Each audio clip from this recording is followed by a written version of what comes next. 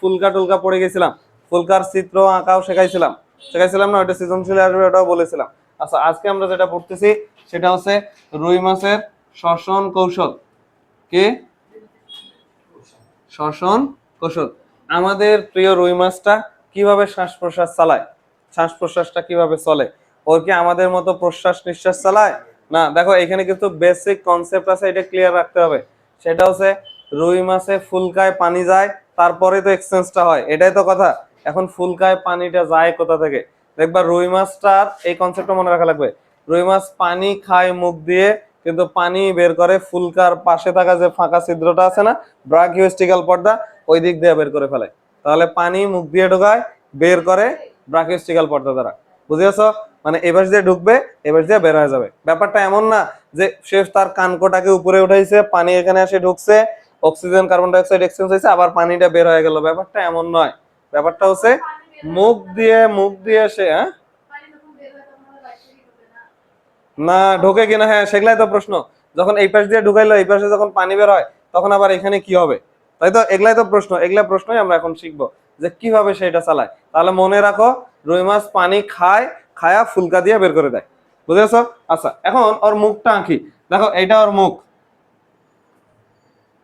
এটা ওর মুখ, মুখ। এই মুখটার একটু এভাবে, এটা ফুল কি বলে,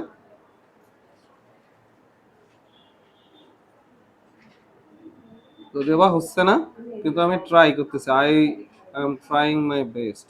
আচ্ছা, এরকম একটা খাঁজ থাকে, তোদের বই একটা চিত্র আছে, দেখ চিত্র আছে না, চিত্র আছে, দুইটা চিত্র আছে।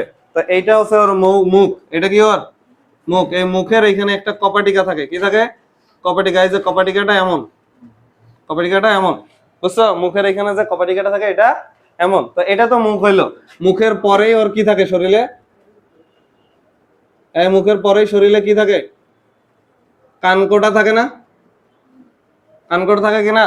এইটা সেই কানকোটা। এটা কি কানকো? আচ্ছা, কানকো। এ পাশেও থাকে তো দুইটা কানকো না? এ পাশে একটা কানকো। আচ্ছা, এইটা একটু ভাঁজটা অন্যরকম হইতো, হইলো না। আচ্ছা হোক, তাহলে এটা একটা কানকো। তাহলে এই দুইটা কি কানকো? এইটা তাহলে কি হলো? মুখছিদ্রের কপাটিকা। মুখছিদ্রের কপাটিকা না? তাই ওইটার নামকরণও করে দিলাম। এটার নাম কি? মুখছিদ্রের কপাটিকা। এখন তোমরা আমাকে বলো, এই কপাটিকাটাতে কোন পাশ থেকে কোন পাশে পানি ঢুকানো সম্ভব? এই যে এমন আছে কপাটিকাটা, পানি এই পাশ থেকে এই পাশে ঢুকবে সুন্দর।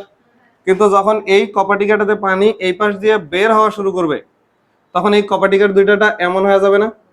বের হইতে দিবে আর আর বের হইতে দিবে না, কারণ এই দুটো একসাথে লাগিয়ে যাবে। বুঝছো? তাহলে এই মৌখিক কপাটিকা দিয়ে, তোদের বইয়ে মৌখিক কপাটিকা লেখা আছে, মৌখিক কপাটি দিয়ে শুধু পানি প্রবেশ করতে পারে, পানি বের হইতে পারে না। আচ্ছা ওকে ফাইন। তাহলে মৌখিক কপাটিকা, মুখছিদ্র, আর এটা কানকো। এখন কানকোটা যতই পিছনের দিকে যাবে, একটা সময় পর মাছটাকে যদি এরকম করে ধরো, একটা সময় পর কানকোর নিচে কি চলে আসবে? ফুলকা চলে আসবে না? কয়টা করে ফুলকা থাকে এক সাইডে? চারটা করে। এই যে ধর, এইটা একটা ফুলকা, এটা ফুলকা, এটা একটা ফুলকা, এটা একটা ফুলকা, এটা একটা ফুলকা। এখানেও থাকবে না এরকম চার জোড়া? এই চারটা থাকবে না? চারটা থাকবে। তোদের বইয়ের চিত্রটার সাথে মিলাও। দেখ, প্রথমে যেটা মুখ, মুখের পরেই দেখ লেখা আছে মৌখিক কপাটিকা, তারপরে ওই যে কি কালার, যেটা যে জিনিসগুলো গেল, ওইটাকে বলা হচ্ছে ফুলকা, বা একে জন বলে কানকো। কি বলা হচ্ছে? কানকো। আর নিচের দিকে খয়েরি কালার যেটা আছে, খয়েরি না বাদামি কালার, ওগুলোকে কি বলা হচ্ছে? ফুলকা। বুঝছো? এখন এই ফুলকাটা তো একটা সময় গিয়ে শেষ হয়েছে, তারপরে দেহের গোস্ত শুরু হয়েছে না? এই যে এইটা বোঝানো হচ্ছে সেই দেহটা শুরু হলো এদিকে। বুঝছো? এইটা সেই দেহটা। এই যে মাঝখানে একটু পর্দা ফাঁকা থাকলো, ওই যে আমরা যে মাছ দেখি না, শ্বাস প্রশ্বাস চালাচ্ছে, বাজারে যায় হাপিস হিপিস খায়, যে বাইরে থেকে তুমি লাল জিনিসটা দেখতে পাবো না, তুমি যে দিক থেকে দেখতেছো এটা সেইটাতে। এইখানে পর্দাটার নাম কি? ব্রাঙ্কিওস্টিকাল পর্দা। ওইটাতে কয়টা ছিদ্র থাকে? পাঁচটা। আমি এখানে চারটার বেশি দিতে পারতেছি না, মানে ছিদ্র থাকে। এই পর্দার নাম হচ্ছে ব্রাঙ্কিওস্টিকাল পর্দা। বুঝছো? তাহলে ওর পানির ডিরেকশনটা কোথায়, এটা আগে আমরা বুঝি, তারপর না বাকিগুলা। এই পাশ দিয়ে যদি পানি ঢোকে, এটা মুখছিদ্র গলবিল। দেখো ওখানে মার্ক করা আছে, এটার নাম গলবিল। গলবিল লেখা আছে না? মাঝখানটাকে কি বলা হচ্ছে? গলবিল। পানিটা মুখছিদ্র দিয়ে ঢুকে গলবিলে আসলো, গলবিলে আসা মাত্রই কপাটিকাটা বন্ধ হয়ে যাবে। কপাটিকাটা বন্ধ হইলে কোনো একটা কারণে একটা চাপ অনুভূত হয়, পানিগুলো এক্সট্রা ঢুকছে না মুখে, মুখটা বন্ধ হলে তো একটা চাপ তৈরি হবে, যখন চাপ তৈরি হয় তখন পানিগুলো এই পাশ দিয়ে ঢুকলো, এই পাশ দিয়ে ঢুকে চাপ যখন হবে তখন এই যে ফুলকাগুলা দিয়ে এই পাশ দিয়ে ফুলকাগুলাকে ভেজায় এই দিক দিয়ে বের হয়ে যায়। হ্যাঁ, সব পানি বের করে দিবে। হ্যাঁ, এখন কথা হচ্ছে কিছু পানি তো সে খাবেও, খাবে না? হ্যাঁ, কিছু পানি আছে গলবিল দিয়ে সোজাই যাবে, সামনের দিকে আগাবে, বুঝেছো? স্টোমাকের মধ্যে ঢুকবে, ঢুকে ওই দিকে আগাবে, ওটা তো আলাদা কাহিনী, বুঝছো? হ্যাঁ, বুঝেছো? কি হলো? হ্যাঁ, বলো, আমাকে বলো। কি দেখছে? এটাকে মানুষ পেয়েছিস? কোথায় কামি পড়াই কি তারা চিন্তা করে কি? এটা কি মানুষ? কোথায় আশরাফুল মাখলুকাত আর কোথায় মাছ, তাই না? আচ্ছা, তাহলে বুঝছো কি পানির ডিরেকশনটা বুঝছো? পানি মুখছিদ্র দিয়ে ঢুকে গলবিলে আসে, হঠাৎ যদি চাপ বাড়ি যায় তো পানিটা বের হয়ে যাওয়া লাগবে না? এই পাকে তো যাওয়ার রাস্তা বন্ধ, কপাটিকা তো আর ওইদিকে যাইতে দিবে না। তখন করে কি, একটা তো অল্টারনেটিভ জায়গা খুঁজবে। তখন এই ফুলকাটা দিয়ে ফুলকাটাকে না ভেজায় কানকোটাকে একটু ঠেলা দিলে কানকোটা একটু উপরে উঠবে, তখন এই পর্দাটা দিয়ে ওরা বের হয়ে যাবে, বুঝছো? এটা হচ্ছে ওদের মূল প্রক্রিয়া। যখন এই যে ভেজাই দিয়ে যাবে তখনই অক্সিজেন আর কার্বন ডাই অক্সাইডের এক্সচেঞ্জটা হবে, বুঝেছো? এটা আসবে গ নম্বরে, শ্বসন কৌশল। তাহলে আমরা প্রথমে প্রশ্বাসটা শিখি। প্রশ্বাস মানে কি? শ্বাস গ্রহণটা কিভাবে ঘটবে? তাহলে শ্বাস গ্রহণ কিভাবে ঘটে? তাহলে দেখো, প্রশ্বাস প্রক্রিয়াটা ঘটতে গেলে পানিকে এমনি এমনি এটা এসে ঢুকবে, এখানে চাপ কমে যাওয়া লাগবে, এখানে চাপ কমলে উচ্চ চাপের পানি ভিতরে এসে ঢুকবে, এমনই তো হওয়ার কথা। নাকি ওই আমাদের মতো পানি খায় না, ও খালি জাস্ট মুখটা হাঁ করলে পানি এসে ঢোকে। এখন মুখটা হাঁ করলে পানি এসে ঢুকবে কেন?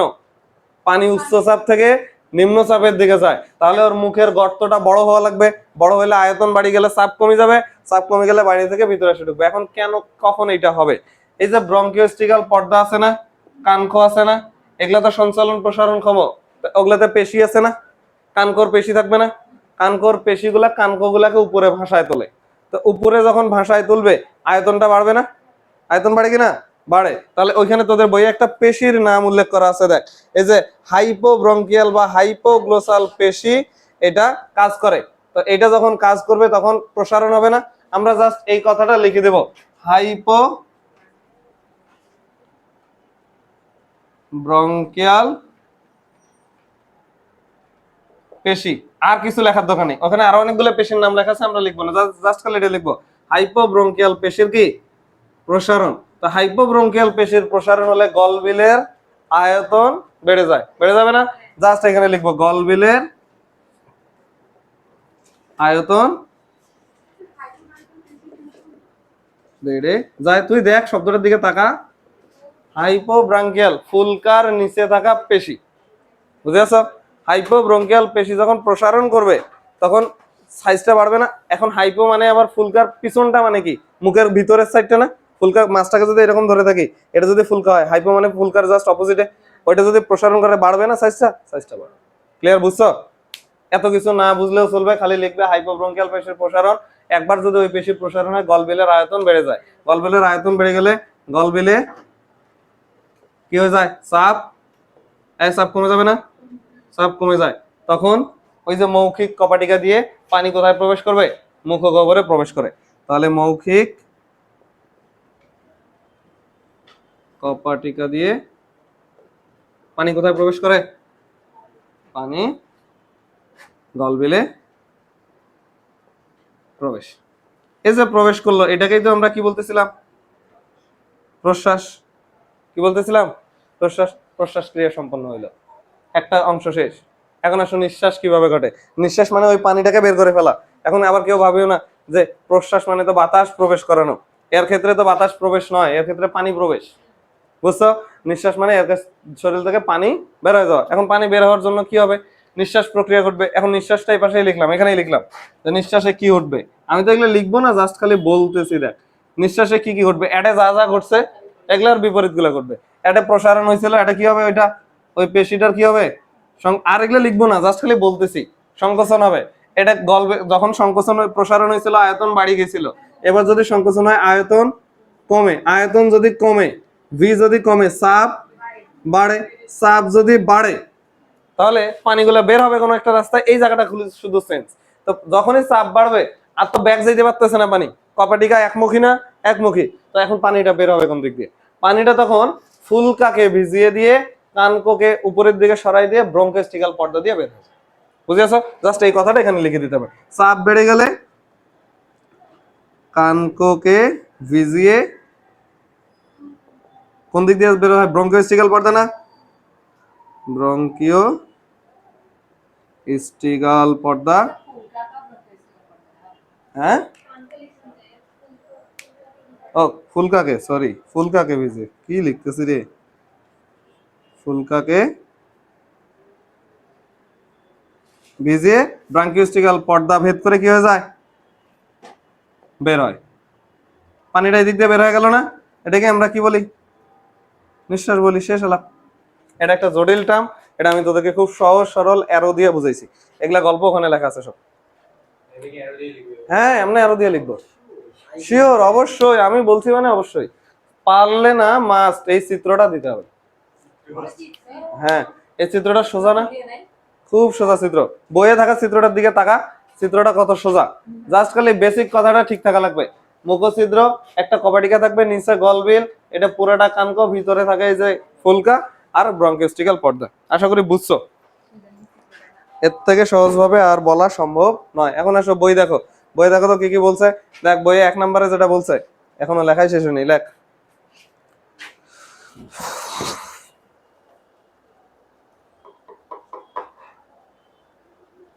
কিরে, ইন্ডিয়া নাকি জিতে গেছে বিশ্বকাপ?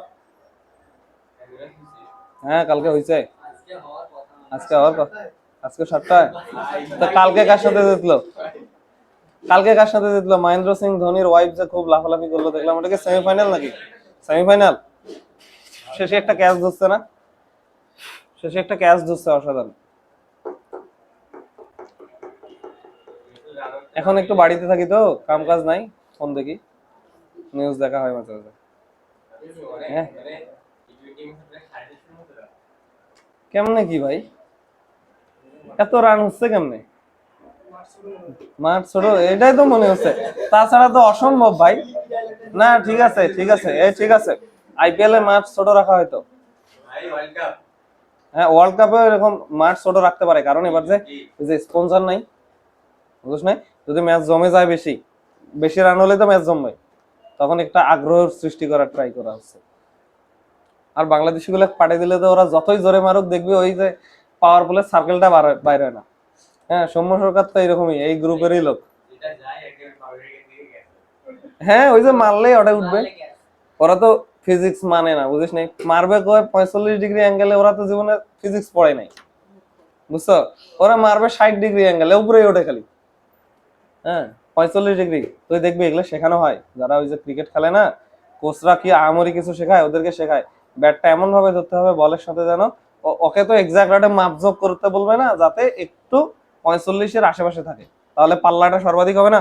ওটাকেই তো পাল্লা বলি, কদ্দুর যায় পইলো, এই ডিস্টেন্সটাকেই তো আমরা পাল্লা বলি, পাশের গতি। হ্যাঁ, এরকম কিন্তু। তো ওদেরকে তো এগুলো শেখানো হয় না। আর বাংলাদেশে গুলো হবে কেমনে? খাটো না এগুলা, খাটো হলে তো হবে না। মানে বল তো আসছে উপরে, এখন তুই এটা 45 মেলাবি কেমনে? হবে না তো। লম্বা হইলে একটু হয়। আচ্ছা, হয়েছে, লেখা শেষ।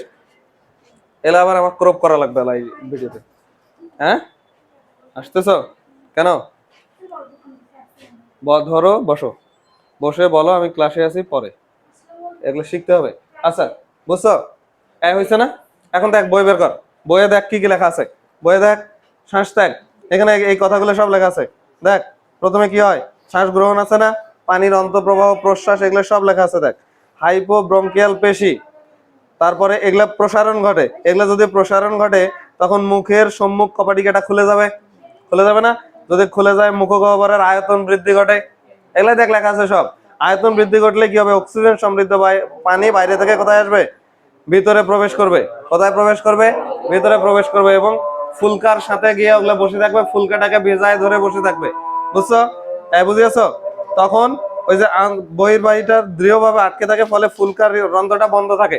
যখন পানিটা প্রবেশ করছে, তখন এই ফুলকাটা একেবারে শক্তভাবে এটার সাথে লেগে থাকে, ফলে পানিটা চাইলেও বের হইতে পারতেছিল না। কিন্তু যখন এই পেশিটা আবার সংকোচন করবে, জোরে সোরে সংকোচন করবে, তখন এই ফুলকাটা উঠে যায়, তখন এই ছিদ্রটা দিয়ে বের হয়ে যায়। ওগুলো সবাটা লেখা আছে, তোরা পড়ে নিবি রেডি। ঠিক আছে? এই বুঝেছো? আশা করি বুঝছো। এটা মিশাই দিলাম, এটা সৃজনশীলে আসবে। এটা খুব কঠিন কোশ্চেন করলে এগুলো গ নম্বরে আসে, কিন্তু তোমাদের যাদের কাছে টেস্ট পেপার আছে ওরা বের করে করে দেখবা যে এরকম প্রশ্ন কিন্তু হয়।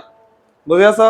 বোর্ড পরীক্ষায় প্রিভিয়াস ইয়ারে এরকম হাজার কোশ্চেন হয়েছে, শ্বসন কৌশলটা বর্ণনা করে রয়েছে। সোজা না এটা? সোজা, কিন্তু জাস্ট খালি একটা শব্দ একটু কঠিন, হাইপোব্রঙ্কিয়াল পেশি।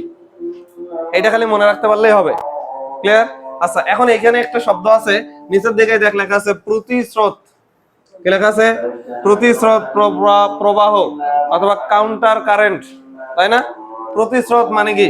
এই যে দেখো, এখানে দেখ, এখানে দেখলেই বুঝবি পানির ডিরেকশনটা কেমন। এইদিকে না? এইদিকে ধর, এই যে ফুলকাটাকে বড় করে রাখলাম, পানিটা এইদিকে যাচ্ছে, এই পাশ থেকে এই পাশে।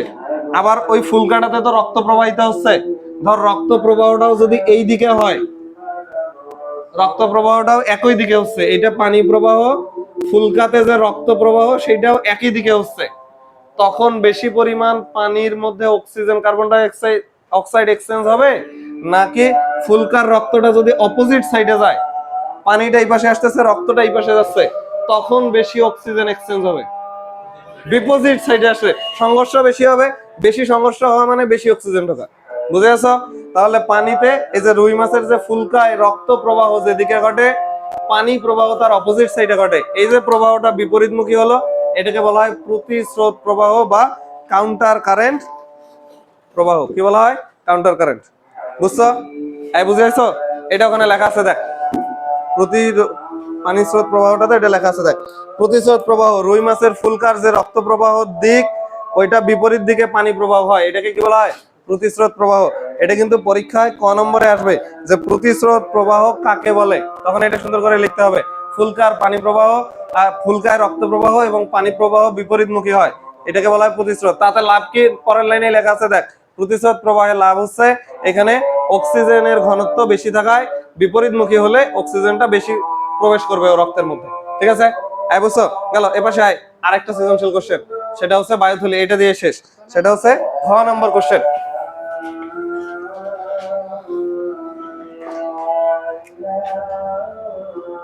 বায়ুথলি, এটা আমরা দেখছি না ছোটবেলায়? এটার অপর নাম কি বলতো? পটকা। এটারই অপর নাম সন্তরণ থলি। এটারই অপর নাম হাইড্রোস্ট্যাটিক থলি। কে বলা হয়? হাইড্রোস্ট্যাটিক অঙ্গ না? হাইড্রোস্ট্যাটিক অঙ্গ। আচ্ছা, এগুলো সব বুঝাচ্ছি আমি। হাইড্রোস্ট্যাটিক। বলতো পটকা মানে কোনটা?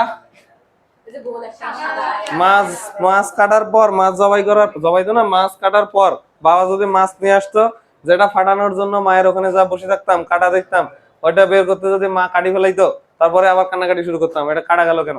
তাই না? ওটা আমি ফাটাইতাম, পা দিয়ে ফাটাইতাম না? ওইটাকেই বলা হয় বায়ুথলি বা পটকা। তোমরা কি জানো এই বায়ুথলিটার কাজ কি? এটা পড়ানো পরে, আগে এটা কেন পড়তে হবে এটা কি জানো? বায়ুথলিটা কেন দিছে আল্লাহ তাআলা মাছের পেটে?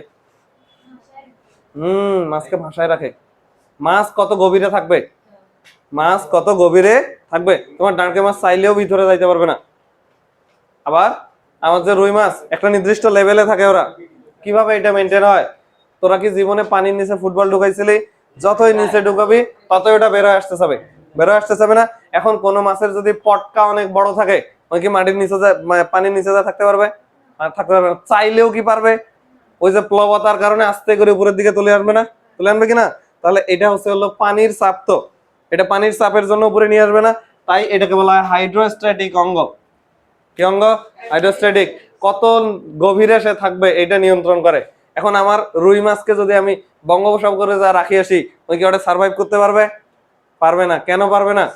কারণ ওই তো যা গভীরে নামতে পারবে না, উপরে উপরে থাকবে। বুঝেছো? আবার যদি ওখানকার একটা ডলফিনকে নিয়ে এসে এটা রাখি, আর কি হবে? পোষাবে? অত বায়ুথলি নাই, তাই তো ওই নিচে নিচে বেড়ায়। বুঝেছো? বুঝছো? এখন ওই পুকুরে আসি তো নিচে যাবার যাবে, কিন্তু কিছুক্ষণ যাওয়ার পর দেখবে কি কি যেন বলে, মাটি, আর যায় না নিচে, তো অত সার্ভাইভ করা হবে না। বুঝেছো? এখন আল্লাহ তাআলা এটা কেন দিছে? এক একটা মাছের এক এক রকম দিছে। ওই যে বড় মাছগুলো ছোটগুলাক ধরে খায়, ছোটগুলাক ধরে খায় না? ছোটগুলাক ধরে খায়, আবার ছোটগুলা আর ছোটগুলাক ধরে খায়, এরকম না মেকানিজম? তাহলে এটা হচ্ছে বায়ুথলি। বুঝছো? তাহলে পটকা নিশ্চয়ই কোনটা আমরা বুঝছি। তাহলে এটার বাংলা নাম কি? বায়ু থাকে, বাতাস থাকে, তাই এটাকে কি বলা হয়? বায়ুথলি। এটার অপর নাম পটকা, আমরা ফাটাইতাম তাই এটার নাম কি? পটকা। এইটা দিয়েছে সাঁতার কাটে। কি করে? সাঁতার কাটে, ভাসি থাকে। ওই যদি ঘুমায় হাত পা লেজ না নাড়ায় তাও কি হয় ভাসি থাকে না? ভাসি থাকে। তো আমরা মানুষগুলো এরকম করি, তো যা হাত পা বাঁধে রাখি, ওই কি ডুবে যাবে না? ডুবে যাবে। তাহলে তাই এটাকে বলা হয় সন্তরণ থলি, সুইমিং ব্লাডার। এটাকে ইংলিশে বলা হয় সোয়াম না কি যেন, সুইম, SW, সুইম ব্লাডার। এগুলো ইংলিশ, এই অপর নামগুলো সব লাগবে। এটা হাইড্রোস্ট্যাটিক, তো হাইড্রোস্ট্যাটিকে। পটকাকে ইংলিশে কি বলা হয়? এই যে বায়ুথলিকে বলা হয় এয়ার ব্লাডার। কি বলা হয়? Air bladder, air bladder. পটকাকে ইংলিশে কি যেন বলা, ওটা একটা নাম আছে তো, নাই? আচ্ছা, এয়ার বা সুইম ব্লাডার আর হাইড্রোস্ট্যাটিক অর্গান, এগুলা ইংলিশ শব্দ। এই প্রত্যেকটা শব্দ লাগবে। পরীক্ষায় হঠাৎ জিজ্ঞেস করবে সন্তরণ থলির চিত্র অঙ্কন করো, মানে যখন দিবে না এক্সাক্ট এইভাবে দিবে, তখন যদি তুমি এখন না বোঝো, অথবা জিজ্ঞেস করছে সুইম ব্লাডারের চিহ্নিত চিত্র অঙ্কন করো, তখন তুমি বোঝো না সুইম ব্লাডার কি, তাহলে কিন্তু হবে না। তাই অপর নামগুলো প্রত্যেকটাই লাগবে। যাহাই পটকা তাহাই বায়ুথলি বাতাস থাকে, যাহাই সন্তরণ থলি তাহাই হাইড্রোস্ট্যাটিক। এখন কথা হচ্ছে এটা যে বাতাস থাকে, কোন কোন বাতাস থাকে এটা এখানে বলে দিই। এই বায়ুথলিতে কোন কোন বাতাস থাকে? কার্বন ডাই অক্সাইড থাকে, অক্সিজেন থাকে, নাইট্রোজেন থাকে। এটা এমসিকিউতে অসংখ্যবার বোর্ড পরীক্ষায় এসেছে। বায়ুথলিতে কোন কোন বাতাস থাকে? কার্বন ডাই অক্সাইড, অক্সিজেন আর নাইট্রোজেন। এখন কথা আছে কার্বন ডাই অক্সাইড অক্সিজেন থাকবে, এটা না হয় বুঝলাম, শ্বসনের সাথে জড়িত। নাইট্রোজেনটা কেন? Y nitrogen? নাইট্রোজেনটা প্রকৃতিতে যতগুলো মৌল আছে, ইনার্ট গ্যাস, নিষ্ক্রিয় মৌলগুলোর পর কোন মৌল যদি নিষ্ক্রিয় থাকে, কারোর সাথে বিক্রিয়া করতে চায় না, সেটার নাম হচ্ছে নাইট্রোজেন। কে? নাইট্রোজেন। তারপর যদি কেউ না চায়, আর কেউ আর জানি না। আচ্ছা, আছে আরো অনেকে আছে। তো এই নাইট্রোজেন গ্যাসটা আরো এক জায়গায় ব্যবহার করা হয়। আমাদের যে চিপসের প্যাকেট আছে না, চিপসের প্যাকেটে নাইট্রোজেন ব্যবহার করা হয়। Why nitrogen? অন্য গ্যাস দিলে সমস্যা কি? অন্য গ্যাস দিলে ওই যে খাদ্য উপাদান আছে ওইটার সাথে বিক্রিয়া করে ফেলাইতো, বিক্রিয়া করে ফেলাইলে তো আর মশমশা থাকতো না, বুঝেছো? তাই ওইটাতে কোন গ্যাস দেওয়া হয়? নাইট্রোজেন, যে সহজে কারোর সাথে বিক্রিয়া করতে পারবে না। এখন কথা আছে নাইট্রোজেন না দিয়ে হিলিয়াম দেই, হিলিয়াম দিলে তো উড়ি যাবে, বুঝেছো? বুঝেছো? হিলিয়াম দিলে কি হবে? উড়ে যাবে। ওই যে আমাদের যে বেলুন গুলো আছে না, ও কি যেন বলে, ওই যে কি যেন কোনো কিছু উদ্বোধন করলে যে মন্ত্রী, হ্যাঁ ফানুস, ফানুস না রে, ফানুস তো অন্য কারণে ওড়ে। আমাকে কি বুঝাচ্ছে, আমি বুঝি না ফানুস কি জিনিস। হ্যাঁ, আরে কিছু বেলুন আছে না, ধর একটা বিল্ডিং উদ্বোধন করতেছে, মন্ত্রী আসছে, 20-25টা বেলুন ছাড়ি দেওয়া মাত্র উড়ে যায়, তাই না? ওইটাতে ওই হিলিয়াম গ্যাস দেয়া আছে, ফলে হ্যাঁ হ্যাঁ দাম বেশি। আর হাইড্রোজেন দিলে ওটা বিক্রিয়া করতে পারে, জ্বলে যাইতে পারে। হাইড্রোজেন দিলে জ্বলবে, আগুনের আশেপাশে গেলে আগুন ধরবে ওটাতে, বুঝছো? এগুলা কেমিস্ট্রি, কেমিস্ট্রি অনেক মজা। আচ্ছা, এটা উড়ে যায়, তাই তো? এখন কথা হচ্ছে যেটা বলতেছিলাম, ফানুস। ফানুস আলাদা জিনিস। ফানুস ওড়ে নিউটনের থার্ড ল অনুযায়ী। কোন ল অনুযায়ী? Third law. হ্যাঁ, ওটা তো উড়ে যাচ্ছে চাপের কারণে। হ্যাঁ, ওইটা আর ওই বেলুন একসাথে একই রকম উড়বে? ওই যেগুলা অনুষ্ঠানের কি যেন বলে ইয়া করে, হিলিয়াম দেয়া আছে, যে বেলুন যত দূরে উড়বে, তুমি যে কার্বন ডাই অক্সাইড তুমি যেটা দিচ্ছ, মানে কি কার্বন ডাই অক্সাইড তো নিঃশ্বাসের বাতাস, ওইটা দিলে কি অত দূরে উড়বে? না। ওটা কেন উঠতেছে? এখন কথা হচ্ছে বাতাসের ঘনত্ব, বাতাসের ঘনত্ব হচ্ছে 1.27 বা 29। এটা তোদেরকে 9-10-এ পড়াইছিল, মনে থাকার কথা, ফিজিক্সে পড়াইছিল 1.29। আর কার্বন ডাই অক্সাইডের ঘনত্ব কত? কার্বন ডাই অক্সাইডের ঘনত্ব 0.78। হ্যাঁ, আমাকে তো দেখা যাবে না। হ্যাঁ, এই বুঝছো? কার্বন ডাই অক্সাইডের ঘনত্ব কত? 0.78। আর বাতাসের ঘনত্ব কত? 1.29। তো এই কম ঘনত্বের জিনিস এটা যদি থো, বেশি ঘনত্ব আসে ওরে চাপ দিবে না, তখন ওই উপরে উড়ে যাবে, বুঝেছো? হিলিয়ামের ঘনত্ব আরো কম, তাই ওই আরো উপরে উড়ে। আচ্ছা, এগুলো আমার মনে আছে। হ্যাঁ, কি পোমো করতে উড়ে যাবে না কেন? কাদেরকে কি বুঝাচ্ছি ভাই? এই দেখ, তোরা যে বেলুনটার কথা বলছিস, এরকম বড় একগুলো বেলুন আছে। হ্যাঁ, এই যে এইখানে এটা, না না, এইটাই তো থার্ড ল বুঝাচ্ছিলাম। এই নীতিতে রকেট ওড়ে আকাশে। কে ওড়ে? এগুলো তো তোদেরকে ফিজিক্সে পড়ানোর কথা রে। এই যে বাতাস আটে ঢুকাইছিস না? হ্যাঁ হ্যাঁ, এই দেখ এখানে বাতাস, বাতাস ঢুকাইছিস না তুই?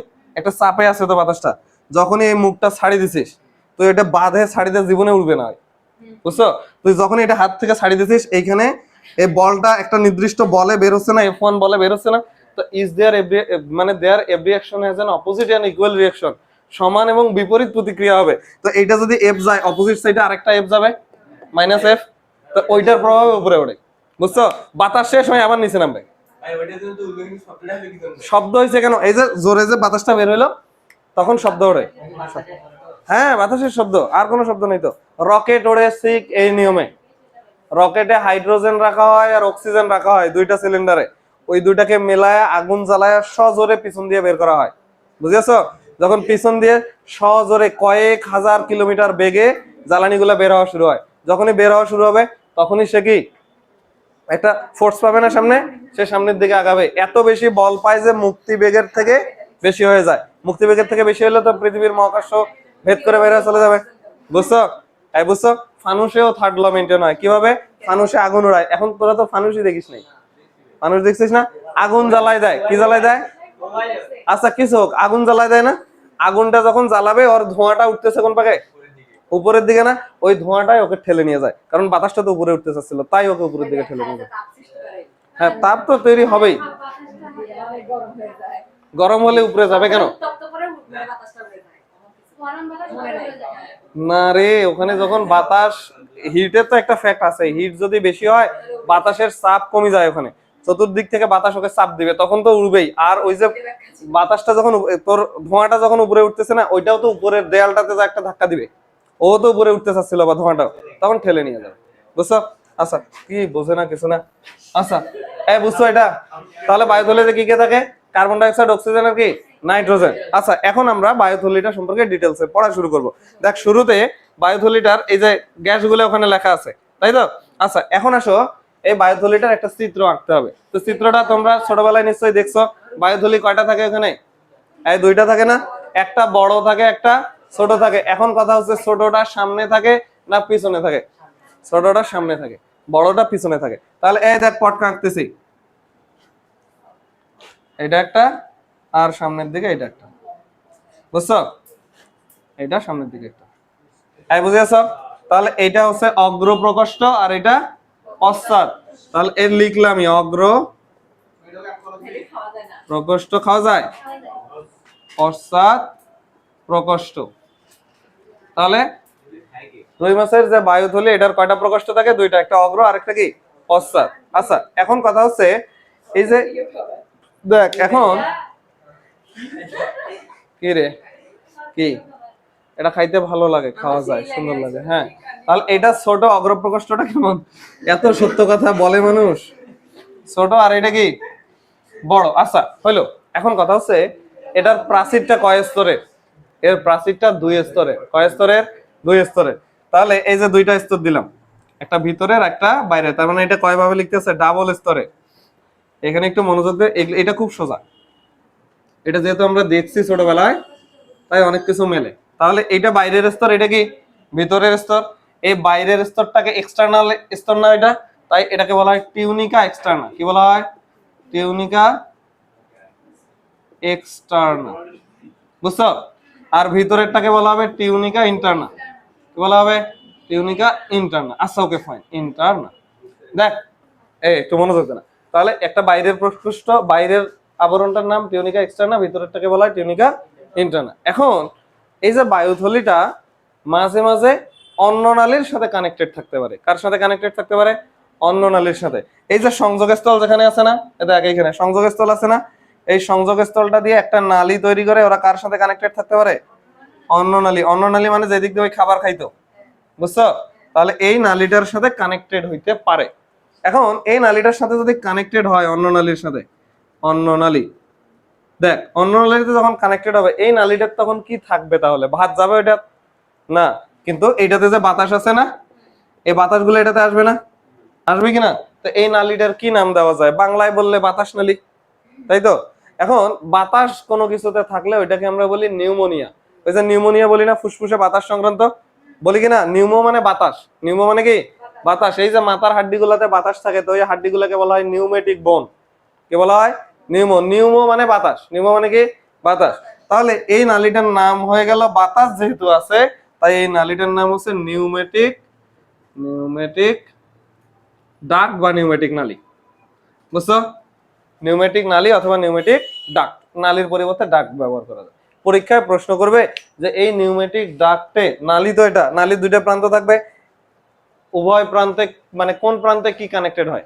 মানে দুইটা প্রান্ত না, দুই প্রান্তে কে কে কানেক্ট হয়, এক প্রান্তে কানেক্টেড হয় বায়ুথলি, আরেক প্রান্তে অন্ননালী। এই শব্দটা তখন তোদের কাছ থেকে জিজ্ঞেস করবে যে এই পটকাটা কার সাথে কানেক্টেড। এখন তুই চিন্তা কর, পটকাটা যখন মা বের করে তখন সাথে কি ওই যে নাড়ি মুড়ি গুলা বের করে না, তার মানে নাড়ি মুড়ির সাথে কানেক্টেড। ক্লিয়ার? মনে থাকবে? এখন একটু মনে থাকার কথা যে পটকাটা কার সাথে কানেক্টেড থাকে নিউমেটিক নালী দ্বারা, অন্ননালী। এখন কথা হচ্ছে পৃথিবীর সকল সকল মাছেরই কি এই নিউমেটিক নালীটা আছে? উত্তর হচ্ছে না। কিছু মাছের এই বায়ুথলি অন্ননালীর সাথে কানেক্টেড থাকে নিউমেটিক নালী দ্বারা, কারো থাকে না। যাদের এই নিউমেটিক নালীটা আছে তাদেরকে বলা হয়, সেই সকল মাছকে বলা হয় ফাইসোস্টোমাস। কি বলা হয়? নামটা একটু কঠিন। যদি থাকে এটা প্রেজেন্ট তখন তাকে বলা হয় ফাইসোস্টোমাস। কি বলা হয়? ফাইসোস্টোমাস। আর যদি কারো এই নিউমেটিক নালীটা না থাকে তাহলে নাই, মানে ক্লিয়ার আছে, ক্লিন আছে সবকিছু, কোনো ঝামেলার মধ্যে নাই, ক্লিন কাট সবকিছু, এটাকে বলা হয় ফাইসোক্লিস্টাস। কে বলা হয়? ফাইসোক্লিস্টাস। হ্যাঁ, ফাইসোক্লিস্টাস। হ্যাঁ, মানে বানানগুলো কেমন কেমন আছে আমি জাস্ট খালি মনে রাখতাম, ক্লিন থাকবে, এটা কারোর সাথে গেঞ্জামের সে নাই। বুঝেছো? এই বুঝছো? এটা কিন্তু পরীক্ষায় আসবে যে যদি নিউমেটিক নালী থাকে তখন তাকে কি বলা হয়। এই দুইটা অপশনে থাকবে, ফাইসোস্টোমাস। স্টোমা মানে পাকস্থলী না? তাহলে এইটা পাকস্থলীর সাথে, দেখ নামগুলোর সাথে কত সূক্ষ্ম মিল আছে। তুই যদি শব্দগুলোর দিকে তাকাইস, যে যখন জিজ্ঞেস করছে নিউমেটিক নালী কোনটাতে থাকে, তো নিউমেটিক নালী থাকা মানে তো অন্ননালীর সাথে কানেক্টেড। অন্ননালীর তো একটা পার্ট পাকস্থলীর, মানে পুরা পৌষ্টিকতন্ত্রের তো একটা পার্ট স্টোমাক। তাহলে এই শব্দগুলোর দিকে তাকা, দেখ ফাইসোস্টোমাস শব্দ আছে, স্টোমাক টাইপের শব্দ আছে। বুঝছো? ফাইসোস্টোমাস আর এটা ফাইসোক্লিস্টাস। এখন কথা হচ্ছে শব্দটা কি মুখস্থ করা ফরজ? এলে এমসিকিউ তে অপশনে দেয়া থাকবে, তো যেন দেখলে খালি মনে পড়ে। ক্লিস্টাস মানে ক্লিন, এটাতে নাই। স্টোমাস মানে স্টোমাকের সাথে কানেক্টেড, মানে এটাতে আছে। ক্লিয়ার? এই বুঝছো? এখন কথা আছে এই ফাইসোক্লিস্টাসের উদাহরণ কি, ফাইসোস্টোমাস কোন কোন মাছগুলোতে আছে? এই যে রুই মাছ, কাতলা, আর একটা পুঁটি, এই মাছগুলোতে কি আছে? এইটা অন্ননালীর সাথে কানেক্টেড। আর নাই কাদের তাহলে? ফাইসোক্লিস্টাস কারা কারা? এখানে দেখ লেখা আছে কি কি, দুইটা মাছের নাম লেখা আছে, টাকি আর একটা কই মাছ। হ্যাঁ, টাকি মাছ আর কি মাছ? কই মাছ। এদের সাথে এটা কানেক্টেড নাই। এই সিম্পল জিনিস, বুঝে আছো? টাকি মানে চ্যাংড়াই মাছ, ষাঁটি মাছ, এগুলা। বুঝছো? এই বুঝাইতে পারছি তোদেরকে আমি? আচ্ছা, ওকে, ফাইন। তাহলে বইয়ে আয় তো দেখি কি কি বলছে। বইয়ে এই কথাগুলো বোল্ড হরফের কথাগুলো খেয়াল কর। নিউমেটিক নালী মানে একটা মাছের চিত্র দেয়া আছে না, 2314 চিত্রটা, ওইটা পাশে দেখ নিউমেটিক নালী। এটা তো বুঝছো নিউমেটিক নালী কার সাথে কানেক্টেড, উপরে ওগুলো লেখা আছে অন্ননালী এবং বায়ুথলির সাথে। বায়ুথলির আবার কোন জায়গাটা? অগ্র এবং পশ্চাৎ যে প্রকোষ্ঠ আছে তার সংযোগস্থল, মাঝ। ঠিক আছে? আচ্ছা, তারপরেই দেখ লেখা আছে এটারই নাম ডাকটাস নিউমেটিক, কি যেন বলে? নিউমেটিকাসও বলে, বাতাসটাকে ডাক বলা যায়। আচ্ছা, যে সকলে এটা থাকবে তাদেরকে বলা হয় ফাইসোস্টোমাস। পাইছো? তারপরে যেটাতে থাকবে না সেটাকে বলা হয় ফাইসোক্লিস্টাস। এগুলোর নাম টাম দেয়া আছে, উদাহরণগুলো দেয়া আছে। তারপরেই দেখ লেখা আছে এটা দুই স্তরের, টিউনিকা এক্সটার্না, টিউনিকা ইন্টারনা। গেল। এখন আসল কথাটা এখন আমরা বলবো। এতক্ষণ থেকে যা ছিল এগুলো প্রাইমারি লেভেলের কথাবার্তা। এই যে টিউনিকা ইন্টিমাটা আছে না, টিউনিকা ইন্টিমা, এই টিউনিকা ইন্টিমার ভিতরে এই জায়গাটাতে কিছু গ্রন্থি থাকে। কি থাকে? গ্রন্থি, লাল লাল বর্ণের। এই যে বলতেছি এগুলোর নাম কি, টিউনিকা ইন্টিমাতে কি থাকে? লাল লাল গ্রন্থি থাকে। পুরো অগ্র প্রকোষ্ঠতেও থাকবে, পশ্চাৎ প্রকোষ্ঠতেও থাকবে। তাহলে এই গ্রন্থিগুলা থাকে কোথায়? টিউনিকা ইন্টিমাতে। এই গ্রন্থিগুলোর নাম কি? এরা গ্যাসের সংস্পর্শে আছে না, তাই এদের নাম গ্যাস গ্রন্থি। পরীক্ষায় জিজ্ঞেস করবে গ্যাস গ্রন্থির অবস্থান কোথায়, টিউনিকা এক্সটার্নাতে না ইন্টারনাতে। কমন সেন্স, গ্যাস যেদিকে আছে সেই দিকে। তো গ্যাস কোন দিকে আছে, বাইরে না ভিতরে? ভিতরে। তাহলে টিউনিকা ইন্টারনাতে থাকে। এবং অলরেডি বলে দিয়েছি এই গ্যাস গ্রন্থিটা কোন বর্ণের? লাল বর্ণের। কি বর্ণের? লাল বর্ণের। এখন এতটুকু তো বুঝলাম গ্যাস গ্রন্থি। এখন গ্যাস গ্রন্থিটার কাজ কি? দেখ, গ্যাস গ্রন্থিটা সামনের দিকে অগ্রপ্রকোষ্ঠে যেগুলো গ্যাস গ্রন্থি আছে ওদের এক রকমের কাজ, পশ্চাৎ প্রকোষ্ঠে যে গ্যাস গ্রন্থি আছে ওদের এক রকমের কাজ। তাহলে কার কি কাজ? এই দেখ, এইখানকার থাকা গ্যাস গ্রন্থিগুলো, এখানে রক্তনালী আছে না, দুইটা স্তরের মধ্যে, এটা তো রক্ত সরবরাহ যাবে তো। তাহলে অগ্র প্রকোষ্ঠে যে গ্যাস গ্রন্থি থাকে ওরা হচ্ছে রক্ত থেকে বাতাসকে কোথায় ঢুকায়? রক্ত থেকে বাতাস নিয়ে কোথায় প্রবেশ করায়? এই বায়ুথলিতে প্রবেশ করায়। তাহলে এখান থেকে বায়ু কোথায়? এখানে প্রবেশ করায় কারা? অগ্র প্রকোষ্ঠে থাকা গ্যাস গ্রন্থি। তো পশ্চাতের গুলা কি করবে তাহলে? পশ্চাতের গুলা বায়ুথলি থেকে নিয়ে কোথায় ঢুকাবে? রক্তে ঢুকাবে। বুঝাইতে পারছি? আচ্ছা, বুঝিস নাই, আমি বুঝছি। তাহলে গ্যাস গ্রন্থি কোথায় কোথায় থাকে? এগুলাও গ্যাস গ্রন্থি, এগুলাও গ্যাস গ্রন্থি না? এগুলা অগ্র গ্যাস গ্রন্থি। এবার দেখ বুঝবি, এটা অগ্র গ্যাস গ্রন্থি, এগুলা কি পশ্চাৎ গ্যাস গ্রন্থি। তাহলে গ্যাস গ্রন্থির কাজ কি হবে? নিশ্চয়ই গ্যাস সংক্রান্ত কাজ, তাই তো? তাহলে এটা যদি থলি হয়, এটার আশেপাশে শিরা ধমনী থাকবে না? থাকবে তো। তাহলে এই অগ্র গ্যাস গ্রন্থিগুলোর কাজ হচ্ছে, এই রক্তের মধ্যেই তো অক্সিজেন কার্বন ডাই অক্সাইড আছে, বাতাস দিয়ে নিয়ে আসলো না ফুলকা দিয়ে। তাহলে অগ্র গ্যাস গ্রন্থির কাজ হচ্ছে রক্ত থেকে গ্যাসটাকে কোথায় ঢুকানো? থলির মধ্যে ঢুকানো। বুঝেছো? আর পশ্চাতে যেগুলো আছে না, পশ্চাৎ গুলা করে কি, এই বাতাসটা এটা ঢুকলো না, এই বাতাসটা তো কিছুক্ষণ পরে এটা যাবে পশ্চাতে। পশ্চাৎ আবার করে কি, এটার সাথেও তো এরকম শিরা ধমনী আছে, ও এইখান থেকে গ্যাসগুলো ধরে ধরে কোথায় ঢুকায়? ওখানে। মানে বেশি হলে ওরা কাজ করে, এটা তো বেশি হলে তো ফুলে যাবে, ফুলে যাবে না? বা কমানোর দরকার, ওর একটু দরকার নিচের দিকে নামার, তখন কি করবে? এখান থেকে বাতাসগুলো বের করে করে কোথায় নিয়ে যাবে? এখানে। তাহলে পশ্চাৎটার কাজ হচ্ছে এখান থেকে মাইনাস করে দেওয়া, থলি থেকে গ্যাস কমানো। আর অগ্রটার কাজ হচ্ছে থলিতে গ্যাস বাড়ানো। এখন কোথা থেকে নেয় ওরা কে যেন বাতাস? রক্ত থেকে। আর কোথায় পাঠায় বাতাস? আবার ওটাও রক্ততে পাঠায়। বুঝতে পারছি? এই বুঝছো? বুঝেছো? আচ্ছা, ওকে ফাইন। এই গ্যাস গ্রন্থিগুলা, এই দেখ, এই একটু মনোযোগ দাও, এই গ্যাস গ্রন্থিগুলা পিছনের দিকে এরকম নালীর সৃষ্টি করে। কিসের সৃষ্টি করে? নালী। তো নালী মানে সুতার তৈরি করছে না? সুতা, সুতা মানে তো জাল। আমি বলছিলাম না এন্ডোপ্লাজমিক রেটিকুলাম, রেটিকল মানে কি জাল, এগুলো জালের মতো তৈরি হয়েছে না? এটাকে বলা হয় রেটিয়া মিরাবিলা বা রেটি মিরাবিলিয়া। রেটি মিরাবিলি। এখন কথা হচ্ছে রেটি মিরাবিলি কে তৈরি করলো? গ্যাস গ্রন্থি। তাহলে এটা অন্তঃস্তর থেকে না বহিঃস্তর থেকে? অন্তঃস্তর, টিউনিকা এক্সটার্না থেকে। এইটা পরীক্ষায় আসবে। রেটি মিরাবিলি কে তৈরি করে? ইন্টারনা থেকে তৈরি হয়। কে থেকে তৈরি করে? ইন্টারনা। এটা পরীক্ষা জিজ্ঞেস করবে, রেটি মিরাবিলি। এটা কি যেন বলে, তোদের বোর্ড পরীক্ষা একাধিকবার আসছিল। এই কথাগুলো এখানে লেখা আছে, দেখ একটু কষ্ট করে মেলাও।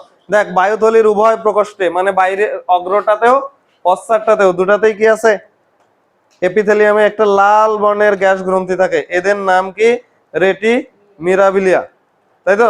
আচ্ছা, তারপরে এই রেটি মিরাবিলি মূলত কি কি করে এগুলো ওখানে লেখা আছে। তারপরে দেখ, অগ্র প্রকোষ্ঠ গ্যাস গ্রন্থি রক্ত থেকে গ্যাস শোষণ করে কোথায় নিয়ে আসে? বায়ুথলিতে গ্যাসটা নিয়ে আসে। আর পশ্চাৎ যেটা আছে, এইটা গ্যাস গ্রন্থি বায়ুথলি থেকে গ্যাসকে কোথায় পাঠায়? রক্তে পাঠায়। এটা আমি তোদেরকে বুঝাইলাম কিছুক্ষণ আগে। বুঝছো? আচ্ছা, ওকে ফাইন। এখন আসো, এই যে অগ্র প্রকোষ্ঠটা আছে না, এইটার সামনে কিছু হাড্ডি লাগানো আছে। কি লাগানো আছে? এরকম কিছু অস্থি লাগানো আছে। বুঝছো? তাহলে অগ্র প্রকোষ্ঠের সামনে কি লাগানো থাকে? কিছু অস্থি লাগানো থাকে, এগুলো অস্থি। এইটা আবিষ্কার করে বিজ্ঞানী ভেবেরিয়ান। কে আবিষ্কার করে? ভেবেরিয়ান। কিন্তু ওর নাম কি দেখ, এটা অস্থি, কিন্তু এখানে কিছু অস্থি থাকে। এটা আবিষ্কার করে বিজ্ঞানী এইজেনকে। কে জানো বলতো, বলতো বানানটা? WE হ্যাঁ, এইটা। এটাকে বাংলায় বলা হয় ভেবার। কি বলা হয়? ভেবার। এখন কথা হচ্ছে কোন অ্যাঙ্গেলে এটা ভি হইলো, তাই না? এটা তো ও এবার হইলো, আপনি আবার বাংলায় করছেন ভেবার। এই যে এই হাড্ডিগুলা অগ্র প্রকোষ্ঠের সাথে যে অস্থিগুলা কানেক্টেড আছে, এই অস্থিগুলা আবিষ্কার করে বিজ্ঞানী, তোমাদের উচ্চারণে আসবে ওয়েবার, আর আমরা বলতেছি ভেবার। এখন কথা হচ্ছে ভেবার জার্মান বিজ্ঞানী। কোন দেশের বিজ্ঞানী? জার্মান। জার্মানিতে ডাব্লু থাকলেও উচ্চারণ হয় ভি। কি উচ্চারণ হয়? ভি। তাহলে এখন কর দেখছিলাম ভেবার হবে। কি হবে? ভেবার। তাহলে ভেবার এই অস্থিগুলো আবিষ্কার করছে, তাই এগুলাকে বলা হয় ভেবেরিয়ান অসিকল। কি বলা হয়? ভেবেরিয়ান অসিকল। এখন এই ভেবেরিয়ান অসিকল, এই অস্থিগুলার কাজ কি? অস্থিগুলার কাজ হচ্ছে সাউন্ড তৈরি করা। কি তৈরি করা? সাউন্ড। মাছ যদি কে যেন পুকুরের পাড়ে বসে থাকো, মাছ কিছু টুংটাং সাউন্ড তৈরি করে। এই টুংটাং সাউন্ডটা ভেবেরিয়ান অসিকল এই অস্থিগুলা থেকে হয়। অস্থিগুলা কার সাথে কানেক্টেড? অগ্র প্রকোষ্ঠের সাথে কানেক্টেড। বুঝেছো? এই কথাটা এখানে লেখা আছে। এই ভেবেরিয়ান অসিকল কিন্তু পরীক্ষায় আসে। দেখ, ওগুলো লেখা আছে যে রুই মাছের বায়ুথলিতে কতগুলো ক্ষুদ্র অস্থি কানেক্টেড থাকে। এলে জার্মান বিজ্ঞানী, ওই যে ওর নামে মেলা কিছু আছে, তুই খালি ভেবারটা মনে রাখ। তাহলে ভেবার এটা আবিষ্কার করে, তাই এটার নাম কি? ভেবেরিয়ান অসিকল। তারপরে তো এই দিকের কাহিনী শেষ। এখন আসো বায়ুথলির কাজ। এটা চিত্রটা খালি আসবে পরীক্ষায়। এই যে বর্ণনা যা দেখাইলাম না, এগুলা সব এমসিকিউ। এগুলা জীবনে তোকে কেউ সৃজনশীলে জিজ্ঞেস করবে না। বুঝছো? এগুলা সব এমসিকিউ। তবে অন্ননালীটা কার সাথে কানেক্টেড? এমসিকিউ গুলো বলতেছি, দেখ, অন্ননালী কার সাথে কানেক্টেড এটা জিজ্ঞেস করবে। আবার জিজ্ঞেস করবে অনিউমেটিক নালী যদি না থাকে ওই মাছের নাম কি? ওইটা স্টোমাস না ক্লিস্টাস? যদি না থাকে ক্লিস্টাস, আর থাকলে স্টোমাটাস। এগুলা শব্দ জিজ্ঞেস করবে। আর জিজ্ঞেস করবে এখানে এই গ্যাস গ্রন্থিটার কাজ কি, সামনেরটার এক কাজ, পিছনেরটার এক কাজ, গ্যাস গ্রন্থিটা থাকে কোথায় এটা জিজ্ঞেস করবে। আর জিজ্ঞেস করবে গ্যাস গ্রন্থিটার কালার কেমন। গ্যাস গ্রন্থি আবার কি তৈরি করে, রেটি মিরাবিলিয়া। কি তৈরি করে, রেটি মিরাবিলিয়া। আর এইটা জিজ্ঞেস করবে প্রচুর যে ভেবেরিয়ান ওশিকল রুই মাছে কি করে, কাজ কি ওর। এটা শ্রবণের সাথে জড়িত। আমাদের কানেও কিন্তু হাড্ডি আছে, আমরা যে শুনতেছি কানে হাড্ডি আছে, হাড্ডিগুলোর নাম মেলিয়াস ইনকাস স্টেপিস। মিস দিয়ে মনে রাখি আমরা, মিস মেলিয়াস ইনকাস স্টেপিস। বুঝছো, এইখানে তিনটা আছে, ওইখানে তিনটা আছে। আবার এই যে শব্দ তৈরি করতেছি তরুণাস্থি কানেক্টেড, এখানে তরুণাস্থি কানেক্টেড না, তিন ধরনের তরুণাস্থি থাকে, এগুলো আমরা শিখছি। তাহলে এই হচ্ছে কথা। এখন আসো নিচের দিকে আরেকটা, এটা কি সৃজনশীলে যখন আসবে, এই যে আমি যা চিত্রায়ন করছি এতটুকু কিন্তু চিত্রায়ন করতে হবে, ওখানে কোনো শব্দ বাদ দেওয়া যাবে না। তাহলে অগ্রপ্রকোষ্ঠ একটা, পশ্চাৎ একটা, এক্সটার্না, দেখ কি কি লিখবো চিত্রের সময়, অগ্র পশ্চাৎ, উপরের দিকে এক্সটার্না, ভিতরের দিকে ইন্টারনা। ইন্টারনাতে এরকম গোল গোল দিয়ে কবে, এটা অগ্র গ্যাস গ্রন্থি, এটা পশ্চাৎ। এগুলাকে নিচের দিকে টানে কব রেটিয়া, রেটি মিরাবিলিয়া। আর এখান থেকে মাছ থেকে টানে এটাকে অন্ননালী, এখানে মাঝখানে নিউমেটিক ডাক। এতটুকু কথা দিলেই হবে ভেবেরিয়ান ওশিকল। চিত্রতে তোর খালি পটকা চাইলে দেওয়ার দরকার নেই, বুঝছো। চিত্র হবে বড় করে, চিত্র হবে বড় করে। আমি রিটেন পরীক্ষা নেওয়াতে তোদের রিটেনের এয়াটা একটু উন্নত হয়েছে, একটু হলো আগের থেকে উন্নত হয়েছে। আজকে পরীক্ষা নেয় নাই, আমার মনে ছিল না। আচ্ছা হয়েছে এটা, আচ্ছা গেল। এখন আসো পটকার কাজ কি, এইটা ঘ নম্বর প্রশ্ন। এই পটকার কাজ কি, এটা ঘ নম্বর প্রশ্ন। আমি তোদেরকে এগুলা বলেছি, আমি জাস্ট এগুলা খালি তোদের কাছ থেকে হেডিং গুলো শুনে দুইটা একটা করে লাইন বলবো। অলরেডি তুই জানিস পটকার কি কাজ, একই কাজ পটকার। এক নম্বরে কি লেখা আছে দেখতো এখানে, হ্যাঁ এটা পটকার কাজ। পটকার কাজ এক নম্বর কাজ হচ্ছে কি করে, প্লবতা রক্ষা। এটা আমি তোদেরকে বলছি, এটার বর্ণনা তোদের পারা উচিত। 2 নম্বর, আজকে 10, আজকে 10 তারিখ, আপনাকে না কইলাম 10 তারিখের কথা। আচ্ছা তাহলে প্লবতা রক্ষা 2 নম্বর। অভিযোজন ক্ষমতা না, ওই একই কথাগুলো কিন্তু সব কথা সেম। অভিযোজন মানে কি, অন নিচে থাকতে মন চাচ্ছে না, ওই উপরে উঠে থাকবে, আবার উপরে থাকতে মন চাচ্ছে না, নিচে করবে, এটা তাহলে অভিযোজন। তারপর অভিযোজন, ধর এখন মাছ এমন জায়গায় গেছে যেই জায়গাতে অক্সিজেন নাই, তো তখন পটকাতে তো কিছু বাতাস অক্সিজেন সঞ্চয় করে নিয়ে আসছে না, ওটা তো সিলিন্ডার, ওটা থেকে বের করে নিয়ে কাজ চালাবে, তাহলে এটাকে বলা হচ্ছে শ্বসন। আর ওই যে শব্দ তৈরি করবে কইলাম না, তাহলে প্রতিধ্বনি তৈরি করবে, প্রতিধ্বনির সৃষ্টি। তারপর ওই প্রতিধ্বনি একই কথা 5 নম্বরে শব্দ তৈরি, কি হলো এটা, শব্দ বানান নাম হয়েছে শব্দ তৈরি। আর একটা কি, ওই একই কথা কিন্তু এই যে প্লবতা মানে কি, চাপ নিয়ন্ত্রণ না, চাপ নিয়ন্ত্রণ। হ্যাঁ এই কথাগুলো বারবার লিখছে, এই হচ্ছে কথা। গেল, এই পটকার কাজ শেষ হলো না। তারপরে প্র্যাকটিক্যাল প্রশ্নটা আছে নিচে দেখ, মানুষের সাথে রুই মাছের শ্বসন তন্ত্রের পার্থক্য দেয়া আছে। এটাও লাগবে, ইম্পর্টেন্ট ফর পরীক্ষার সিকিউ, বুঝেছো। হ্যাঁ পরীক্ষার সিকিউ, বোর্ড পরীক্ষার সিকিউ এর জন্য ইম্পর্টেন্ট। মানুষের সাথে কি পার্থক্য, মানুষের অ্যালভিওলাস আছে, এদের তো নাই। মানুষের ফুলকা আছে, ওদের নাই। হ্যাঁ এগুলা আছে, অনেক কিছু ওখানে লেখা আছে। আমাদের আবরণের নাম কি, ফুসফুসের ফ্লোরা, ওদের তো নাই ফ্লোরা, এগুলো এখানে নাই। আচ্ছা এখন আয় রুই মাছের প্রজনন, এটাতে কিছু নাই, এটাতে জাস্ট কয়েকটা এমসিকিউ আছে, এটা আমি তোদেরকে দেখাই দিলেই গল্প শেষ। সেটা হচ্ছে রুই মাছ, হ্যাঁ আরে জীবন চক্রই তো, ওইটাই তো পড়তেছি, প্রজনন মানেই তো জীবন চক্র। একই গল্প রে ভাই, একই গল্প। তোরা দেখ, হ্যাঁ এখানে দেখ প্রজনন তন্ত্র। হ্যাঁ তোরা আগে পড়াটা শেষ কর না, পড়াটা শেষ কর, মাছ নিয়ে এসে দেখানো কি কোনো ব্যাপার হইলো? হ্যাঁ সেটা আজকেই নিয়ে আসতে চাইছিলাম, কিন্তু তাতে আর অধ্যায়টা শেষ হইতো না, বুঝছো। খালি কি বললেই হবে, ট্রাম্প কি সোজা চাপে থাকে এগুলা করতেছে। হ্যাঁ পৃথিবীতে যে হরমুজ বন্ধ করে দিছে, জানিস হরমুজ প্রণালী কি বলতো? এরা তো নামই শুনে নাই, হরমুজ প্রণালী কি, কি ওটা ক, বাণিজ্যিক মালামাল কি সেটা, তেল আমদানি, রাস্তা, ওটা মহাসড়ক, নদী, হ্যাঁ ওই দিক দিয়ে কতগুলা তেল আমদানি হয়, মানে যাতায়াত করে। পৃথিবীর যতগুলা তেল রপ্তানি হয় তার 20% এর বেশি তেল রপ্তানি আমদানি ওই রাস্তা, ওই রুটে হয়, ওটা বন্ধ করে দিছে। এটা বন্ধ করে দিলে কি আহামরি কোনো লস? কেন বন্ধ করে দিয়েছে জানিস তোরা? আমেরিকাকে বিপদে ফেলার জন্য।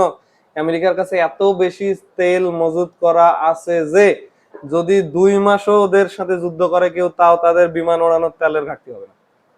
বুঝেছো? তা ওটা বন্ধ করে দিছে কেন? পৃথিবীকে থামাই দেওয়ার জন্য না। পৃথিবীকে থামাই দিয়ে তাদের লাভ কি? তাদের বন্ধু রাষ্ট্র হচ্ছে দুইটা, এক হচ্ছে রাশিয়া আর হচ্ছে চীন। বুঝছো? ইসরায়েলে কেউ হামলা করলে আমেরিকা সরাসরি ওদেরকে হামলা করে, কিন্তু রাশিয়া এখন পর্যন্ত কিছু বলছে? বলেনি। রাশিয়া স্বার্থ দেখতেছে নিজের। বুঝছো? রাশিয়ার যে তেল, এটা ওই গতিপথের উপর নির্ভর করে। তো রাশিয়াকে তো ওরা কইতে পারতেছে না তোরা আমাদের সাথে আয়। তো আনার উপায় কি? তেল বন্ধ করতে হবে। চীন কি যা দিচ্ছে, কোনো সেনাবাহিনী দিচ্ছে? কোনো একটা বিবৃতিও নাই যে আমরা নিন্দা জানাইলাম। দিচ্ছে? দিচ্ছে। হ্যাঁ, অস্ত্র দিচ্ছে গোপনে। ওদের তো লোকই নাই, ওগুলো চালাবে কে? লোকগুলো মরতেছে না সমানে। তো সেনাবাহিনী দিতে হবে, তো চীনের সেনাবাহিনী দিতে হবে। তো দিচ্ছে না। তো তো ওদেরকে বাধ্য করার উপায় কি? তেলের রাস্তাটা বন্ধ করো, তাহলেই ঠিক হয়ে যাবে সব। বুঝছো? তো ওগুলা বন্ধ করলে তাতে হয়তো আমাদের মতো কিছু গরিব কান্ট্রি আবার বিপদে পড়ে যাবে। এখন যদি খালি ডিজেল না থাকে, ভাব একবার যদি খালি ডিজেল না থাকে, আমাদের দেশের কতগুলা কৃষি জমি নষ্ট হয়ে যাবে। বুঝছো? তেল যদি না থাকে, তেল ভিত্তিক যে বিদ্যুৎ কেন্দ্রগুলো আছে, এগুলো বিদ্যুৎ তৈরি করতে পারবে না ঠিকঠাক মতো। ওই যে শেষ কাজ চলবে না, একটু স্থবির হয়ে যাবে, সব থেমে যাবে। বুঝে আছো? বুঝছো? এটা হচ্ছে কাহিনী। মেলা কাহিনী আছে, মেলা সমীকরণ। আমি কি এমনি এমনি মাছ নিয়ে আসি নাই? নিয়ে আসলে আর এটা শেষ হইতো না। আচ্ছা, এখন আয়। তারপরে প্রজনন তন্ত্র অলরেডি তোরা জানিস এগুলা। মাছ কোথায় প্রজনন করে? এটা হালদা নদীতে করে, তাই না? আচ্ছা, এখন আসো, এখানে দুইটা শব্দ লেখা আছে, দেখ। মেসোভেরিয়াম, মেসোরকিয়াম, এই দুইটা শব্দ আছে এখানে। একটার নাম মেসোরকিয়াম। এখন মেসোরকিয়াম জিনিসটা কি? আর একটা মেসোভেরিয়াম। এটা দুইটা শব্দ আমি যখন এডমিশনের সময় বিভিন্ন কোচিং এ পরীক্ষা দিচ্ছিলাম, এই প্রশ্নটা র্যান্ডমলি আসতো যে শুক্রাশয়ের পেরিটোনিয়ামের ভাঁজকে কি বলা হয় আর ডিম্বাশয়টাকে কি বলা হয়। একটা মেসোরকিয়াম আর একটা মেসোভেরিয়াম। তাহলে মেসোরকিয়াম আর মেসোভেরিয়াম কোনটা শুক্রাশয়ের, কোনটা ডিম্বাশয়ের? তোর খালি এটা জানা লাগবে। এই যে রকি, রকি, রকি কাদের নাম হয়? ছেলেদের। তাহলে মেসোরকিয়াম কোথাকার জিনিস? শুক্রাশয়। আর এটা তাহলে অলরেডি তো হয়ে গেল কার? ডিম্বাশয়। আর এটাতে দেখ ভেড়ি টাইপের একটা শব্দ আছে, কান্না করে, তাই না? মেয়েদের একটা অস্ত্রের নাম কি? চোখের জল, তাই না? হ্যাঁ, ভেড়ি না? ছেলেবেলে তো ভেড়া বলতো, তাই না? ভেড়ি আছে, দেখ ভেড়ি টাইপের শব্দ। হ্যাঁ, কিছু হোক, আমার মনে থাকবে না এখন। মেসোরকিয়াম যখন জিজ্ঞেস করবে, রকি মানে ছেলে, আর মেসোভেরিয়াম মানে তাহলে অপোজিটটা, ফিমেলটা। আর যদি মনে রাখতে পারে তো ভালো। এখন আসলে যৌন পরিপক্কতা। এখন একটা রুই মাছ কখন ডিম পারবে? ডিম পাড়ার একটা বয়স হওয়া লাগবে না? যেমন আমাদের দেশে বিবাহ বয়স কত? ছেলেদের 21 আর মেয়েদের 18। আরো বেশি, হ্যাঁ আরো বেশি। মানে সংবিধান এটা কিন্তু ঠিক না। আমরা যে সমান সমান বলি, তো এখানে ছেলেদেরকে বেশি দেওয়া হচ্ছে কেন? আমরা বেশি চাই না, আরো কম চাই। হ্যাঁ, তাই না? সমান সমান হোক। হয় এটা 18 হবে, না হয় 18টা 21 হবে, তাই তো? আচ্ছা, এখন একটা রুই মাছ কখন ডিম পারবে? ওর একটা বয়স থাকা লাগবে। তো রুই মাছের বয়স যখন 2 বছর হয়, কত হয়? 2 বছর, তখন ওরা ডিম পাড়ে। এখন কথা, ওইখানে দেখ একটা জিনিস লেখা আছে, ইন্টারেস্টিং জিনিস। আগে 3 বছর বয়সে ওরা ডিম পারতো। দেখ, রুই মাছও বুঝি ফেলাইলো যে তাড়াতাড়ি ডিম পাড়া উচিত। রুই মাছ আগে কত বছর বয়সে ডিম পারতো? 3 বছর। ওরা এখন কত বছরে ডিম পাড়ে? 2 বছরে। এগুলা মানগুলো মাঝে মাঝে জিজ্ঞেস করবে কত বছর বয়স হলে মাছটা ডিম পারবে। তাহলে এটা, এই মাছের যদি আঁশ নেই, আমি কয়টা ওই অ্যানুলাস রেখা পাবো? 2টা অ্যানুলাস রেখা পাবো। আচ্ছা, ওকে ফাইন, গেল। এই এতটুকু কথা ওখানে লাগবে যে এরা এত ডিম পাড়ে। এখন ডিম পাড়ার সময় ওদের সাইজ কত সেন্টিমিটার হয়? এখন বলতো, এই সাইজটা কি একটা মাছ তো আরেকটা মাছ ভেরি করবে না? একটা 65 সেন্টিমিটার, একটা তো 80 সেন্টিমিটার হতে পারে। হ্যাঁ, এখন আরো কমে গেছে, এখন কমে 1 বছর। তাহলে দেখ, সবাই বুঝতেছে, খালি আমাদের গভর্নমেন্ট বুঝতেছে না আর বাড়িতে বুঝতেছে না, তাই তো? আচ্ছা, 1 বছর হয়েছে। আর মাছ ডিম পাড়ে কোন ঋতুতে? এটা very important, very important, very important. কোন মাসে? বর্ষাকালে ডিম পাড়ে। বর্ষাকাল মানে জুন, জুলাই, এটা মনে রাখা লাগবে। এই তাহলে রুই মাছ কখন ডিম পাড়ে? এটা কিছু যদি না আসে এগুলো, এই সময়টা জিজ্ঞেস করবে, মাছ কোন সময় ডিম পাড়ে? জুন জুলাই মাসে, বর্ষাকালে। বর্ষাকাল মানে জুন জুলাই, ঠিক আছে? জুন জুলাই ওখানে লেখা আছে, বুঝছো? আচ্ছা, গেল। এখন নিচের দিকে দেখ, রুই মাছের প্রজনন ঋতু আবার লেখা আছে। এই কথা বলিস না। রুই মাছের প্রজনন ঋতুর ওখানে আবার লেখা আছে, দেখ, বর্ষাকাল অথবা জুন জুলাই মাসে এদের প্রজনন হয়। কেন জুন জুলাই মাসে প্রজনন হয় এটাও আমরা অনেক অলরেডি জানি। ওই সময় বর্ষাকাল থাকলে পানিতে স্রোত বেশি থাকবে, স্রোত বেশি থাকলে ওরা ডিম পারবে। তারপরে মাছের পরিযান বা অভিপ্রায়, এই পরিযান তো আমি তোদেরকে বুঝাইছিলাম। পরিযান মানে হচ্ছে ছোট নদী নালা খাল বিল থেকে এরা কোথায় আসা শুরু করে, বড় নদীতে আসে ডিম পাড়া শুরু করে। ওই যে সবগুলো মাছ তখন কোথায় যায় জড়ো হয়, হালদাতে জড়ো হয়, এটাকে বলে পরিযান। তারপরে একটা নিচের দিকে শব্দ আছে দেখ, এরা শুধু স্বাদু পানির মধ্যে সীমাবদ্ধ থাকে। খালি ওরা কি আবার মানে ঘুরতে ঘুরতে ট্রাভেল করতে করতে বঙ্গোপসাগরে যা পড়ে না, স্বাদু পানি পর্যন্তই সীমাবদ্ধ ওদের ঘোরাঘুরি। তাহলে এটা এই জন্য এটাকে কি বলা হয়, প্রোটা মেড্রাস মোড্রোমাস। হ্যাঁ, ওগুলো মনে রাখার দরকার নেই। এখন এই ডিম ছাড়ার সময় এটা আমি বলছিলাম, এটা তোদেরকে আমি পড়াইছি। দেখো এখানে নিচের দিকে টেম্পারেচার লেখা আছে 24 থেকে 28 ডিগ্রি সেলসিয়াস। আর কেন 24 থেকে 28-এ ওই সময় ডিম পাড়ে, কারণ ওখানে পানিতে অক্সিজেনের উপস্থিতি বেশি থাকে। এটা গেল। তারপরে একটা সুন্দর মাছের চিত্র দেয়া আছে, কোন এক ব্যক্তি এটা কাজ করেছে। আচ্ছা, পেজ ঘোরালে এখানে কিছু কথা লেখা আছে। কি লেখা আছে এই দেখ, যখন মাছটা ডিম ছাড়বে, এখন এখানে ছেলে মাছ থাকবে, মেয়ে মাছ থাকবে। মাছ দুই ধরনের হয়, একটা ছেলে মাছ, একটা মেয়ে মাছ। ছেলে মাছটার শরীর থেকে কি বের হবে, ছেলে মাছটার শরীর থেকে শুক্রাণু বের হবে। এটা ধর ছেলে মাছ, এটা থেকে কি বের হবে, এটা থেকে স্পাম বের হচ্ছে, আর এই শুক্রাণু বের হচ্ছে। আর এইদিকে এটা ধর মেয়ে মাছ, এই মাছটা থেকে, এই মাছ কি বাচ্চা প্রসব করে না ডিম পাড়ে? দুজনেই, দুটাই ডিম পাড়ে কিন্তু। তাহলে এটাই থেকে, হ্যাঁ দুটাই ডিম পাড়ে, এটা থেকে কি বের হবে, ডিম্বাণু বের হবে। এই দেখ না মজার ইন্টারেস্টিং কাহিনী, ডিম্বাণু বের হবে। হ্যাঁ, যখন বের হইতে চলবে, হ্যাঁ বই নিষেধ করে এরা। তাহলে যখন এই যে ডিমগুলা বের হচ্ছে না, এই প্রক্রিয়াটাকে বলা হয় স্পনিং। কি বলা হয়, স্পনিং। কি বলা হয়, স্পনিং। পরীক্ষা জিজ্ঞেস করবে স্পনিং কি, কাকে বলে স্পনিং। তাহলে শুক্রাণু এবং ডিম্বাণু যখন রুই মাছ ছাড়ে, তখন এই প্রক্রিয়াটাকে বলা হয়, ছাড়ার প্রক্রিয়াটাকে কি বলা হয়, স্পনিং। তাহলে শুক্রাণু ডিম্বাণু দুজনে পানিতে ছাড়ি দিচ্ছে না, এই পানিতেই শুক্রাণু ডিম্বাণু গুলার দেখা হবে। দেখা হলে নিষেক, এই শুক্রাণু ডিম্বাণুর মিলনকে কি বলে রে, নিষেক। তাহলে মাছের কোন নিষেক ঘটে, এটা পরীক্ষায় মেডিকেলে আসছিল। রুই মাছে কোন ধরনের নিষেক ঘটে, বহি নিষেক। হিউম্যান বিং এ অন্ত নিষেক, আমাদের শরীরে বাচ্চা প্রসব করে না, আর এগুলাতে কি হয়, বহি নিষেক ঘটে। বুঝছো? তাহলে শুক্রাণু ডিম্বাণু দেখা হবে কোথায়, বাইরে দেখা হবে। এখন ধর শুক্রাণুটার ক্ষরণ হয়েছে, কোনো ডিম্বাণু দেখা পায় নাই, শুক্রাণুটা মরে যাবে। আবার ডিম্বাণুটা দেখা হয়েছে, বের হয়েছে, কোনো শুক্রাণু দেখা পায় নাই, মরে যাবে। তাহলে মাছ যতগুলা শুক্রাণু ডিম্বাণু পানিতে ছাড়ে, তার তুলনায় নগণ্যর নিষেক হয়। বুঝছো? যদি সবগুলার আরো নিষেক হইতো তো মেলা মাছ হইতো। বুঝেছ? নষ্ট হবে না, পানিতে ছাড়ি দিলে কি কে কখন কার সাথে সংযুক্ত হচ্ছে ওটার কোনো ঠিক ঠিকানা থাকবে? কিছু পানিতে তলানি পড়ে যাবে না, তলানি পড়ে যাবে। এগুলো ওখানে লেখা আছে যে এগুলা কাহিনী হয়। এই যে নিষেকের ওখানে দেখ লেখা আছে, এটাতে কি হয়, বই নিষেক ঘটে। কি ঘটে, বই নিষেক। তারপরে আর কোনো কথা পড়ার দরকার নেই। এখন এই নিচে ডিমটা এখন বড় হইবে, ডিমটা থেকে ধীরে ধীরে পোনা হইবে, এগুলাই তো গল্প। তাহলে ডিমটা পরিস্ফুটন শুরু করে, ওইটাকে আমরা কি বলি, ক্লিভেজ বলি না?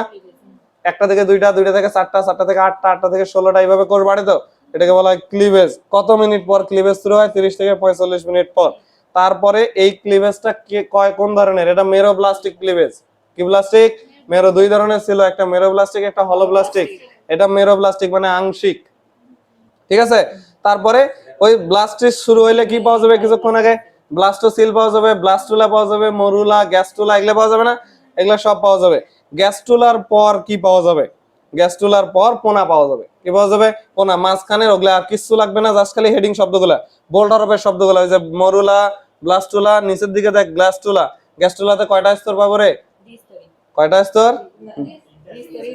ব্লাস্টুলাটা এটা ত্রিস্তরী না, ত্রিস্তরী। তবে প্রথমে দুইটা স্তর তৈরি হয়।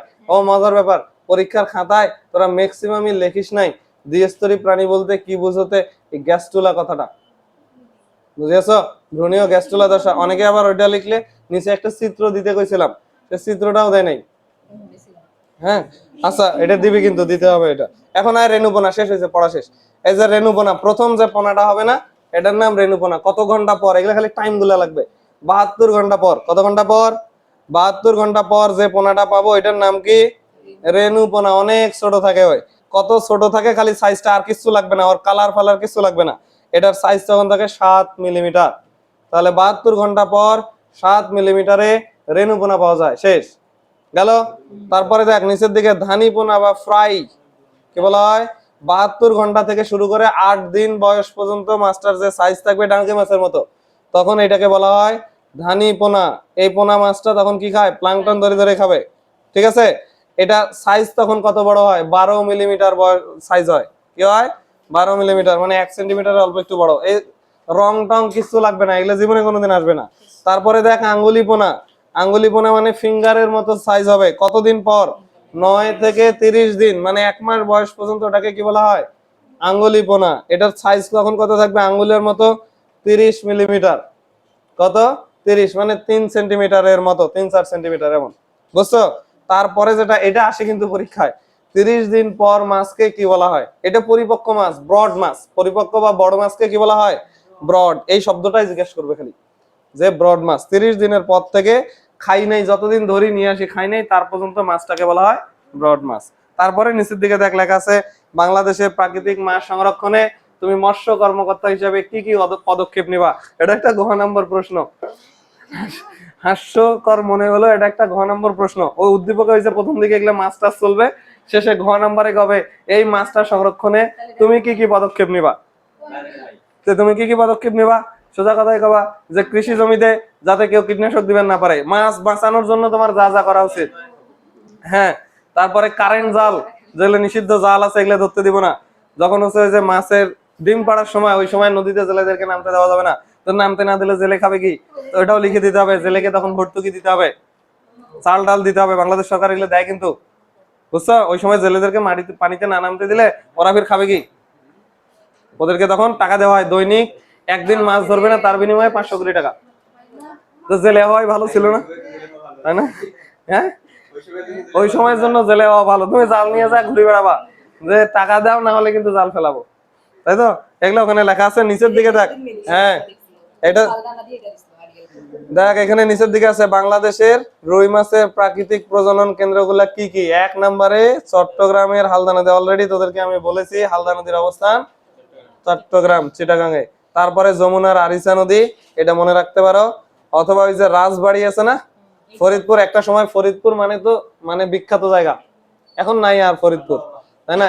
এক সময় ফরিদপুর মানে ওই যে ওটা ফরিদপুর টুঙ্গিপাড়া না, ও গোপালগঞ্জ, গোপালগঞ্জ টুঙ্গিপাড়া। আচ্ছা, ফরিদপুরেও ওদের সাথে সম্পর্ক আছে, কি যেন একটা সম্পর্ক আছে। ফরিদপুর মেডিকেল কলেজ হয়েছে, শেখ হাসিনা মেডিকেল কলেজ ফরিদপুর, এই কথা লাগে না? হ্যাঁ, কিছু ওইখানে ওই যে মধুমতি আছে, কি আছে? মধুমতি নদী। যদিও এগুলো সাধারণ জ্ঞান থেকে আসবে, তোদেরকে নদীগুলো সব পড়া লাগবে। কোন শহর কোন নদীর তীরে অবস্থিত? রাজশাহী কোন নদীর তীরে বলতো? পদ্মা নদীর তীরে। কি যেন বলে? কুমিল্লা গৌমতী। গোমতী কি? গৌমতী। হ্যাঁ, গৌমতী। বাংলার দুঃখ কুমিল্লার দুঃখ বলা হয়। আর আমাদের এই যে উত্তরবঙ্গ, গাইবান্ধা কিসের তীরে? কিসে? তিস্তার তীরে। তিস্তা পাড়ায় মানুষ না, ওরা যে বলে তিস্তা পাড়ায় মানুষ, তিস্তা। এখন কথা হচ্ছে মজার ব্যাপার কি জানিস, এগুলা যখন পড়তে যাবি নদী নিয়ে, দেখবি ইন্ডিয়া থেকে যেটা ঢুকলো এটার নাম গঙ্গা, ওই একই নদী। যখন যখন এইদিকে আসে বাংলাদেশ ক্রস করতেছিল, মানে নীলফামারী দিয়ে এদিক দিয়ে ঢুকলো গাইবান্ধা, তখন এটার নাম তিস্তা। ওইদিকে আরেক না যাই আগায়, তখন ওটার নাম হয়ে যায় পদ্মা। হ্যাঁ, ওইদিকে আবার যখন এয়ার দিকে যাবে, মানে বঙ্গোপসাগরে যাবে যাবে, তখন দেখবি ওটার নাম মেঘনা। মানে একই নদী কিন্তু এক এক জায়গায় এক একটা নাম। হ্যাঁ, আমি প্রথম দিকে তো কনফিউজ হইতাম, কি রে ওইটাই না আসলো। পরে দেখি যে না, মানচিত্র দেখে দেখে পড়তে হয়, তখন ওরা মানচিত্র পড়তে হয়। হ্যাঁ, হয়েছে, শেষ অধ্যায় শেষ হলো। আমরা নেক্সট ফার্স্ট পেপার শুরু করব। ফার্স্ট পেপারে কয়টা দেখি তোদের কয়টা হয়েছে সেটা কি শুনবো। প্রথম 4টা হয়েছে, এই প্রথম 4টা হয়েছে।